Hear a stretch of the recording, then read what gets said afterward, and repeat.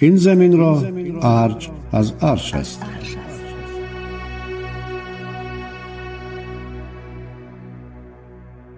زنجیره گفتارهای طلایی اندر شناخت تاجیکان. اندیشه ها با تاجیکی، فارسی، دری راهی راست. از ادیبان جهانکشا و ناشناخته.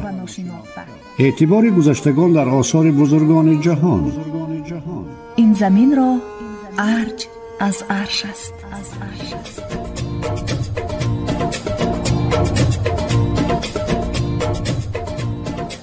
بیاموز هرچند بیتوانیا، مگر خویشتن شاد گردانیا. این زمین را ارج از عرش است.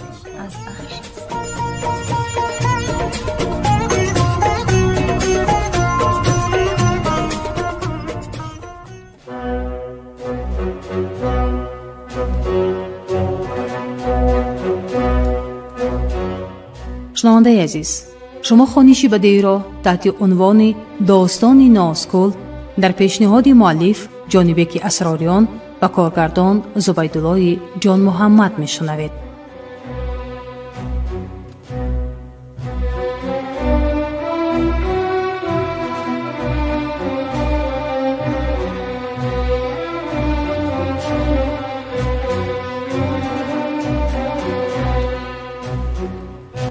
داستانی نازگل.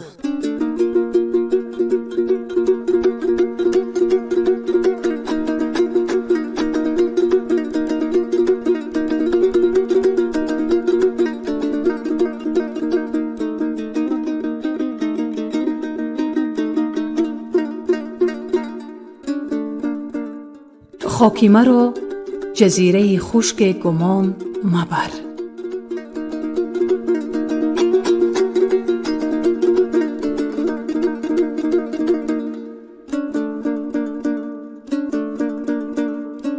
آغاز گفتار 19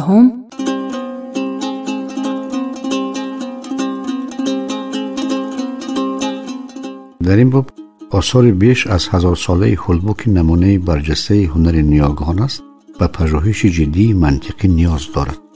شهرستانی با این بزرگی و دستاوردهای شایان تا امروز از نظر تاریخ شناسان بهای واقعی را نگرفته است، چه که در خیلی از نوشته ها به صفت یک یادگاری مضافاتی توجه می شود. نخست در میان اعتبار سرزمین و شهرت دیاری که اکثر منبع ها ارجش نهادند کاسته می شود. در این حال بی‌تفاوتی به تاریخ ملت نیز هست. با کار آگاهان و باستانشناسان مقرر است که اندک بوده است منبع های تاریخی که از سرزمین مردخیز ختلان سخن نرفته باشد. چنانه می‌بینیم به هر وسیله از آن یاد کردند. نخست سالنامه‌نگاران ارمنی و چینی و دانشمندان تاجیک و عرب. مگر حکیم فردوسی یکی از آخرین نمایندگان دانش‌های هند و آریایی و شاهنامه بزرگترین شناسنامه تاریخ مردم تاجیک نیست؟ عالمان ملت‌های دور و نزدیک عنوان را قرین با نام شهر و مردمشان در شاهنامه پیدا کنند در عالم علم ولوله و هنگامه می سازند. و حکیم فردوسی از هفتل و خوتل و ختلان و شاهان مبارز دلاورش بارها یاد می کند و نه تنها که بیشتر از رزماوران و پیروزی هاشان ترنم می کند. یعنی سرزمینی کوچک نبوده و مردمش نیز در عالم مسکون اصلی میانه عزت و اعتبار ویژه داشته است. در آن آوان که صفتش بیشتر رفته باید ختلان متکای دانشمندان و بزرگان علم و فرهنگ نیز بوده باشد. اما جنگ و غارت‌های گوش ناشنید و قتل عام ساکنانش آثار خطی را به باد فنا داد.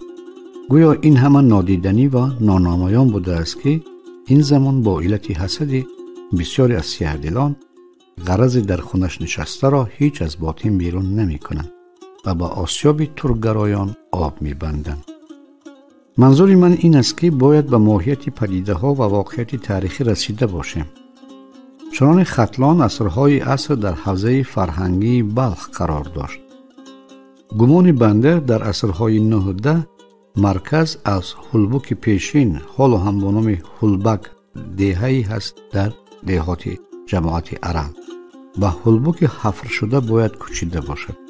تا این پدیده ختلان بارها پایتختش را با علت غارت دشمنان تغییر داده است و هولبوک پایتخت چندمین شاهان ختلان بوده است. دقیق است که شهرستانی را با نمونه‌های عالی هنر و اندیشه به ذیلی که ویرانه‌هایش نمونه‌اند با عقل مضافاتی نمی‌توانستند بنیاد کنند. چنان قبلا ذکر شد، آثار باستانشناسی، سکه شناسی و آثار خطی ثابت می‌کنند که تجربه گمشده نیاگان در ارتباط با معاملات سیاسی، اقتصادی، فرهنگی و تجارتی امکانات واقعی را برای بنیاد دردانه آسیایی هولبوک فراهم آورد. ختلان که عصرهای طولانی در دایره حوزه سیاسی و فرهنگی بلخ وارد بود، کام ناکام از تجربه بزرگ شهرستان قدیم بهره برداشته است و زمان در میان نقش سازنده و حل کننده را در حوادث و پدیده های مثبت به ثبوت آورده. اینچنین قانونمندی و مداومت تاریخی را کسی انکار کرده نمیتواند. همزمان در عصرهای پسین همچون ادامه بخش تجربه شاهان پیشین در نظم سیاسی و اقتصادی و فرهنگی مستقل بود و در عصرهای 9 و 10 از مقام ویژه برخوردار که به حاکمان سامانی فقط خراج می پرداخت. آنچه گفته شد به دلیل و اسناد نیست. ختلان با شماری بدخشان از خاصیت‌های فرهنگی، روانی و اخلاقی از منطقه‌های دیگر تفریقه ورزیده، نگهداشت آثار خیلی کهن را بر دوش داشته است. این نکته هم گفتنی است که دو سرزمین با میدان‌های پروسعت و کوه‌های سربر افلاک مدت‌ها در اتحاد بودند و از نظر خونی و تباری بیش از همه قرین‌ترند. مرزهای سرحاصل و پهناور با مختاریت اقتصادی نیز سبب بود. در این مورد در سرچشمه‌ها صفت سرزمین زیاد رفته. این همه ما را وادار می‌کند که با تأکید از مرکز مدنی و سیاسی باختری پسین هولبوک صحبت کنیم. چی به همین نادیره کاری‌ها شهرستانی در شمال افغانستان و جنوب تاجیکستان دریافت نشده است. کاوش‌های باستانشناسان یقین می‌کنند که با قبرها گرم شدن خانه‌های قصر شاهان و استفاده وسیله‌های کاغذی پدیده خیلی نادر است که از ذکاوت دانشمندان و کاسبان گلدست شهادت می‌دهند. یعنی هولبوک مروارد سفته است در حمل صدفکاری‌های هنرمندان عصری میانه. بنا به پژوهش باستانشناسان در شهرستان هولبوک رسته‌ها با دکان‌های کلالان، شیشه‌گران، گچگران و زرگران، زرابان و کاسبان و سنگتراشان، آهنگران و صرافان با نظام جای گرفته بودند. به ویژه محصول دست شیشه‌گران که از خرابه و کوزه شیشگین، عطردان و قطره‌ریز، مشتک، جام و سرمدان و سیمابدان عبارت بودند، رشک بیننده را به وجود می آورد. اکثرا اصرار می ورزیم که در زمینه دلاوری و رزمندگی مردمانش به اقتدار سیاسی سزاوار شده بود. پس در مورد رونق شهرها و روزگار بسامان خلقش چی دلیل داریم؟ اگر با شمشیر و سر زین اسب حکومت را اداره کردن امکان داشت، چپاندازان سگردک با عقل و فراست تاجیک محتاج نبودند. ناچار باید قائل شد و اعتراف کرد که منطقه با سبب آبادی و گسترش عدل به حوزه فرهنگی تبدیل شده که دانشمندان و آگاهان را به خود کشیده است. یقین است که منطقه امن بود. عازم ختلان شدن سید حسن شاه خاموش، جمال الدین گلدسته، سید علی همدانی و چند دیگر به همین عامل بستگی دارد. گاهی مقاومت هیتالیان را با امپرای ساسانی نادیده می‌گیریم. عامل اساسی پیروزی‌هایشان را با اتحاد ترکان هفت‌رود علاقه‌مند می‌کنیم. در همین حال منطق عادی سیاسی را باید به عنابت گرفت. اگر نیروی بیرون ترکان هفت‌رودی اعتماد به اتحاد هیتالی و رزمندگان شهرتمندشان نداشتند، مگر خود را در ورطه هلاکت با امپرای ساسانی می‌نهادند. همه حالت منفعت‌ها این عامل را تقاضا می‌کردند. برگردیم و سر بزنیم به مسئله فنی و هنری.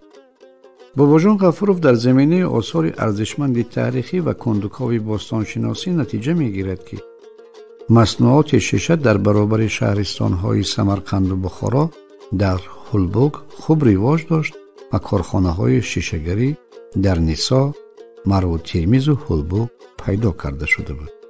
ظرف‌های خرد و بزرگ، نفیس و رنگه با تابش‌های گوناگون از درجه شایان هنرمندان هلبوگ درک می‌دهند. شنونده عزیز، اینجا سوالی پیدا می شود که آیا این همه محصول عنعنه و دانش‌های زمان اسلام بود یا نتیجه دستاورد مهمی سلطنت سامانیان؟ مهمتر از همه آرامی و آسودگی کشور در عصرهای 9 و 10 به خاطر می آید که در زمان سامانیان واقع شده بود. این دقیق تر است. شما از عرب چیزی نمی گرفتیم و عرب بجز دانش برابر به یک چوپان این که این بهای ابوریحان بیرونی است و عنعنه و رسوم صحرایی نمونه ارزشمند بجز قرآن نداشت. اگر هم بود تا ما نمی رسید که عرب مناسبت مردم ختلان را در ابتدا به خوبی تخصیص کرده بود. شاید راه بزرگ ابریشم در این جاده مهمتر می نمود که آن هم به سیاست دولت مردان سامانی بستگی داشت. در این رو نمی شود سلیقه و تجربه هنرمندان را که تا خروج اسلام در منطقه رایج بود صرف نظر کرد. بنا به نوشته بابا جان غفورов در تاخرستان شیشه‌گری خیلی رونق داشت و از دلیل‌های منطقی و تاریخی می توان نتیجه گرفت که در کارکرد شیشه به چینیان پیشوران آسیای میانه کمک می‌کردند. در ابتدای عصر 8 نوشته می شود در این کتاب: از تاخرستان به خطای شیشه‌های قرمزی و زمردی می‌فرستادند که باعث عجابت و حیرت بیننده می‌گردید. به اندیشه سیکه‌شناس دولت خوجه داودی از مهمترین نشانه مستقلیت و رونق خوتل جریان نظام پولی بود. به عقیده او تا سال 902 شیران ختلان صاحب اختیار بودند، زیرا در تنگه‌ها از شاهان سامانی یاد نمی آورند. تنها در سالهای 904-905 نام امیر سامانی اسماعیل ابن احمد در سکه ها حک می شود. همین سنه را می توان دوره به دولت سامانیان همراه کردن ختلان نامید. به هر رنگی که باشد، بنا به اخبار مقدسی، ختلان در ادارات ملک برخلاف منطقه های دیگر امتیاز داشت. بازیافت 5 گنجینه نچندان کلان و 12 سکه محلی در هلبوگ نشانه است که در شهر زرابخانه عمل میکرد و یقین که قبلا این زرابخانه بود.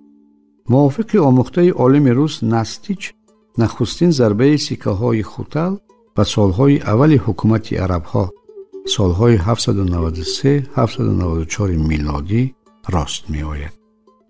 از روی تحقیقات ها معلوم می شود که زرابان ختلان هنری کامل داشتند که در عهد غزنویان نیز مالک دستگاه و دکان بودند.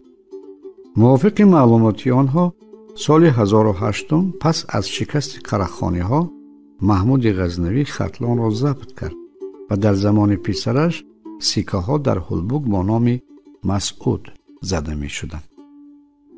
معاملات پررونق پولی شهادت کامل معاملات و رابطه با کشورهای دیگر در شاهراه بزرگ ابریشم می باشد.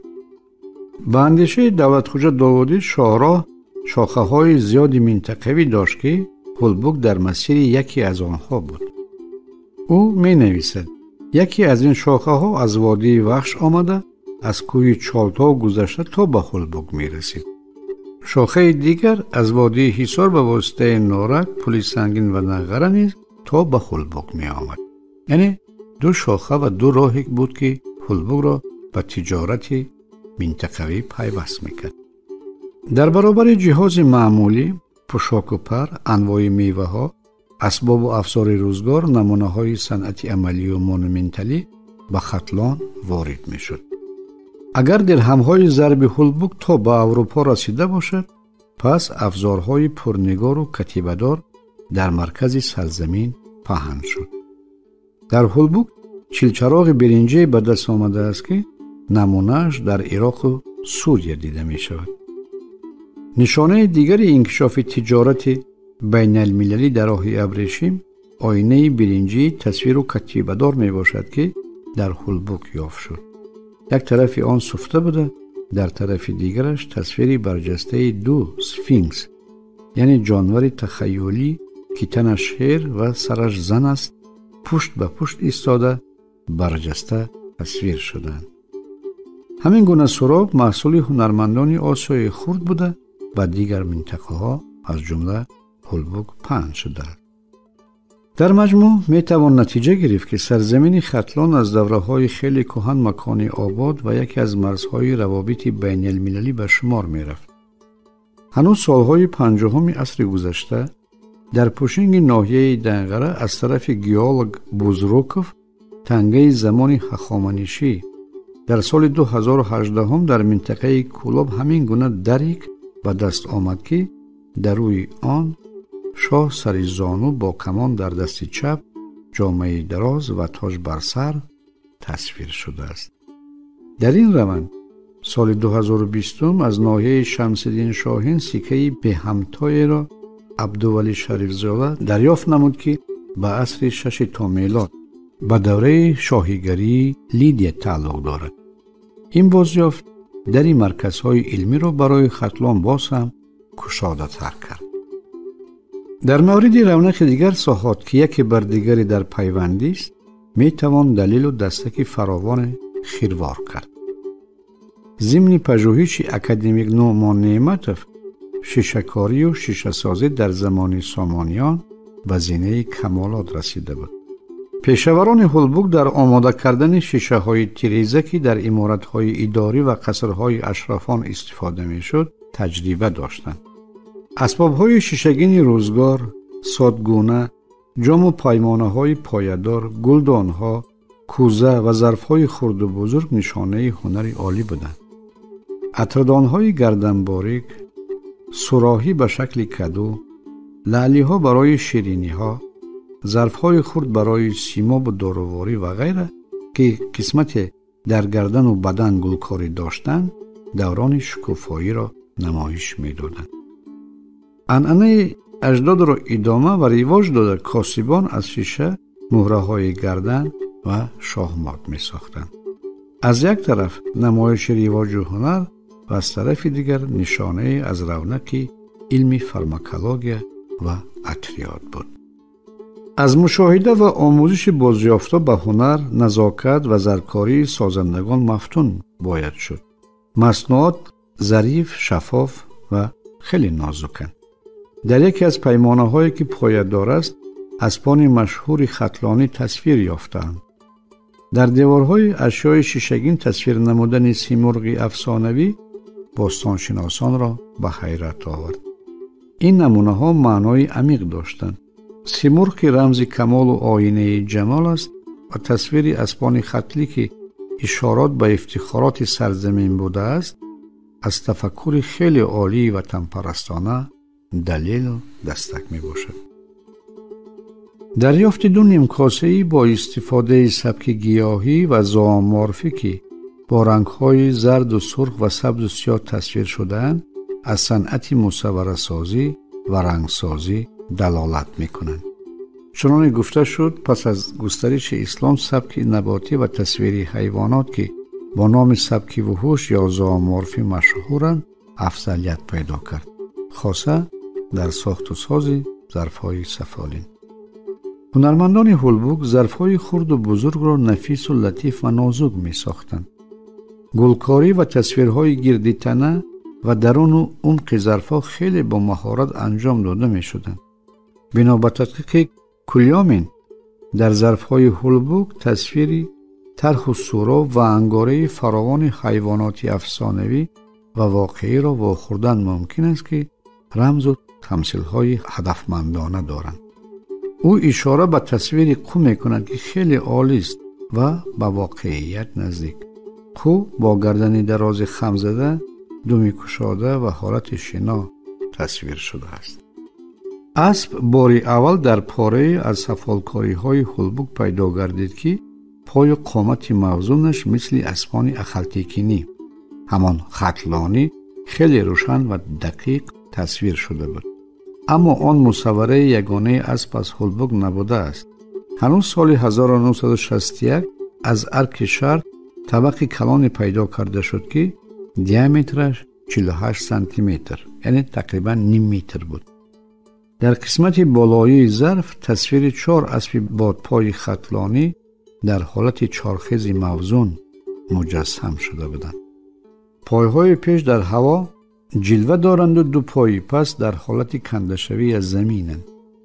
دمهای پریشان، فکهای درازرویه با گوشهای سیخ و چشمان گیر برملااند. در گردن هر کدام لگام نمایان شده است. افسارهای دیگر ایل، پشتنگ و زین به طریق شرطی اشاره شده‌اند. شنونده ارجمند، اندر باب نگاره های دیگر که به پرنده ها مربوطند می توان صحبت آراست که رمز و مثال را در زندگی افاده می کنند. مانای کفتر که در دین نصرانی نماد پاکی است و در خوارزم گویا جان انسان به صورت کفتر از جسم بیرون می رود. تصویر طاووس در پایه چراغ نیز رمز غلطی دارد.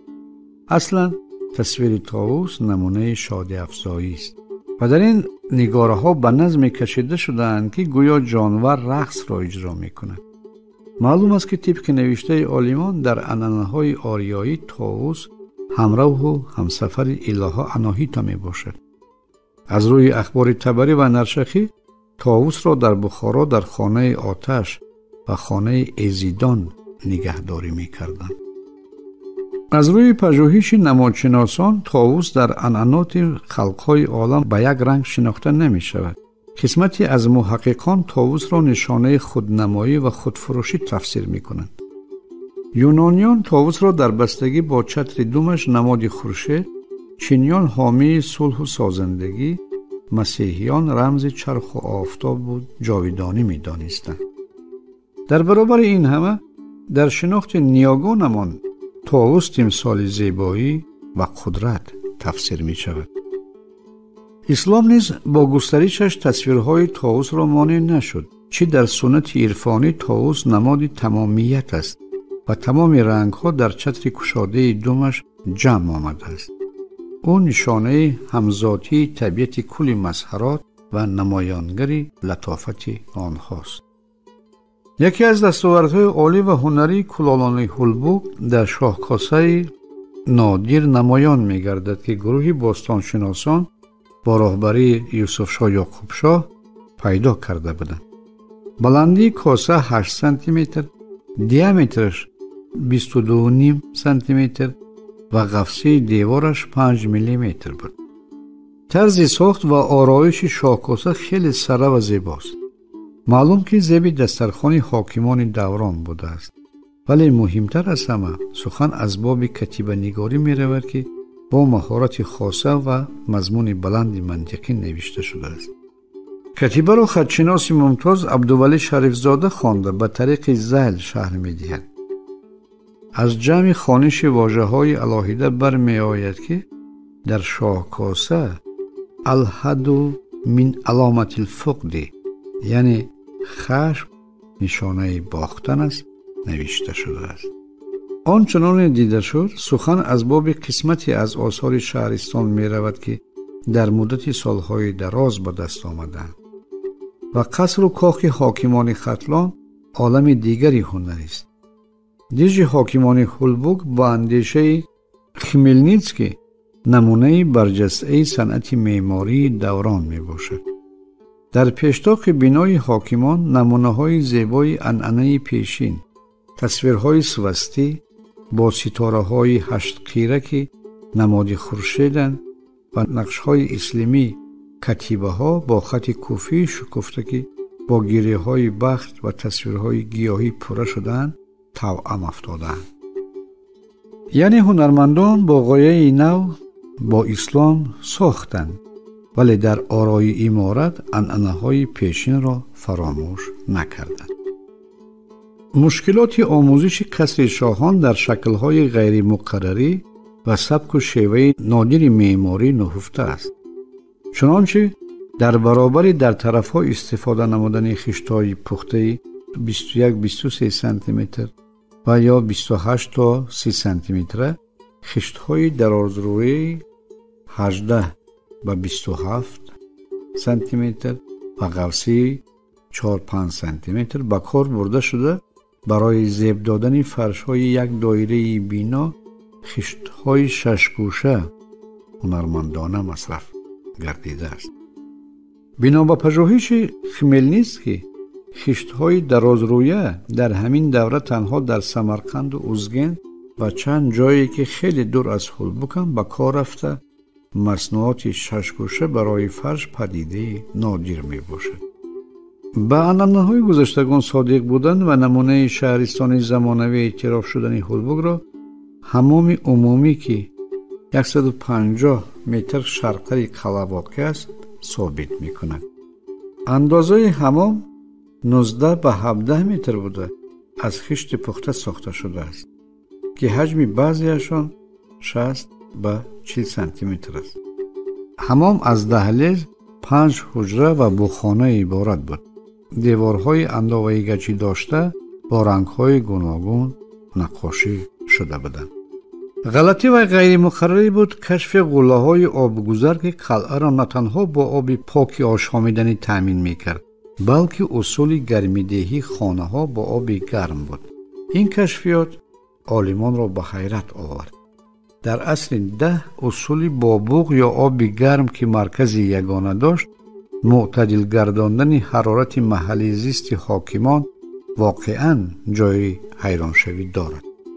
бо ин усул гарм карданро дар аврупо дар асри 20 омӯхтанд ва шаҳрҳои канорӣ дар замони шӯравӣ комилан бенасиб буданд. пас аз ин оё мешавад ба бузургӣ ва нодир будани шаҳристони асримиёнаи Хулбук қоил нашуд. Хулбук шигарфтарин осори замони пешин аст ки дар Осиёи марказӣ ҳамсон надорад. андар тасвирҳои гаҷӣ ва комёбиҳои шаҳристон андаке пештар ёд овардем ва гумон мекунам ки то тавонистем тахайюлотамонро ба воқеият бипайвандем. таваҷҷӯҳи хонандаро вомедорем ба ҳамон овон ки фосила 1000 сол аст. дар бахши дигар суҳбат хоҳем кард ба бовару ҷаҳонбинии ниёгон ки на ба ранги мо фикр мекарданд.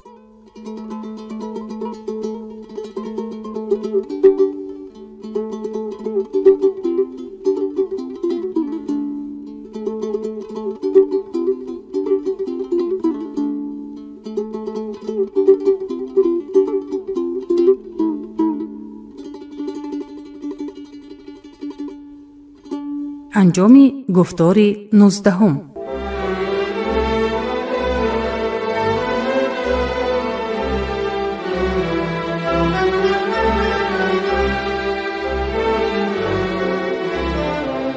شما خوانش بدیعی را تحت عنوان داستان ناسکل در پیشنهاد مؤلف جانبک اسراران و کارگردان زبیدالله جان محمدов شنیدید.